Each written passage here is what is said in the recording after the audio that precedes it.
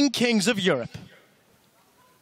Thank you very much, Quick Shot. We're here with Fnatic's Febiven, and they're returning 80 carry Rekkles. Yeah, getting that first win on the board with new member. Congratulations, you guys. Thank you very much. Must feel good. Febiven, I want to ask you first, no regular season wins versus Unicorns of Love. Last split around, and it must feel good also with the finals in the backpack, knowing that you can beat that number too.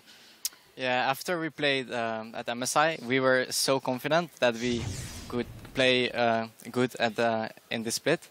And we always thought that we were a stronger team than Unicorns of Love, but we never figured out how to correctly play against them.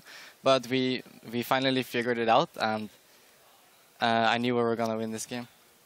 Can you maybe elaborate a little more? It seemed to us, especially in the early game, that you guys took a different pace to the game and you didn't fall in Unicorns of Love traps when they bait you into fights and you kind of keep fighting. What was the general idea going into the early game?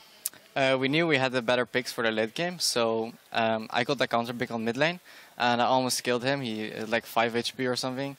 And we were scaling better in late, and then we just took every objective, and we didn't fall in the trap to fight them.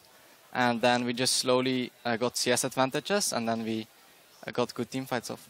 Clean. Yeah, I want to drag it back to picks and bans, actually. Rekkles obviously just rejoined the team.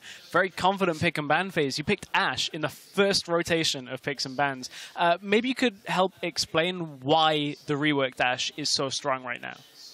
I think Ashe is just this sort of champion right now that like excels on pretty much all stages of the game. If it's laning phase, 2v2, if it's laning phase, 3v3, or 5v5 team fights, sieging, focusing on Dragon or Baron, she's really strong all around right now, so it feels like a champion to look out for pretty much. And when they first picked Kalista, I consider Ashe being like a champion to be able to play against it, because Kalista is such a lane bully, so you have a lot of range to potentially cover that weakness, but they ended up lane swapping, so I don't think it was a bad thing either for me, because I scale so well, so I just had to like play it safe, because they had a lot of CC, so I played it really safe, I think, until I got QSS, and then I played it slightly more aggressive, but it wasn't really needed for me to play aggressive either. I think as long as I didn't die, I would never give them the option of winning the game.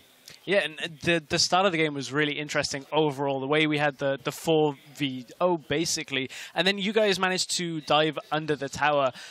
What was kind of your thought process there? Did you see how Hylissang was a little bit out of position to go in there, or was that always going to be the call to dive? Basically, before the game, we talked about if their top laner goes under the tower, we're going to try to bait, like if we're going on that guy, and then just turn on the other two that's helping him to survive.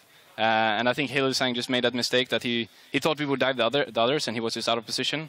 And then we had like Alistar, who's a great diver, and then he just swaps the aggro, and then I got it, and I used my summoners. So I think even if we used a lot of summoners, it was like super worth to get 3 kills there, because that like hires the tempo of the game, and they need a lot of time to scale up. So it just felt like we could get all these early dragons because of that dive top as well. So we got like a very stable lead in the game, I feel like. Yeah, definitely. But to execute a dive like that successfully, as you say, you got to keep an eye on the summoners and all the spells that are up or not. Febiven, I want to direct this to you. It means you got to have a good level of communication already within the team. So how has it been adjusting to having Rekkles as an extra voice in the team chat?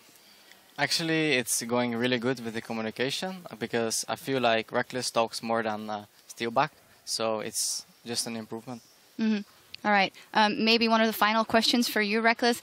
You've been around the scene for a while, and even though you're still a very young player, you must have learned a lot. And there's always been so much expectations when you came in, you know, in the Fnatic team originally, then in the Elements lineup, which didn't maybe work out exactly as you planned. Have you learned to maybe deal with those high expectations in a different way now that, in a sense, you're coming home to Fnatic? I guess I've learned a lot of things. But probably the most important lesson I've learned is to not be so like drastic with my decisions in life, like to think about something more than once, pretty much. So coming home, like I thought about it a lot, but it also felt super natural to come home, because it was like I've been here for such a long time, and even if it's not the same players, it just felt like very natural choice for me to make.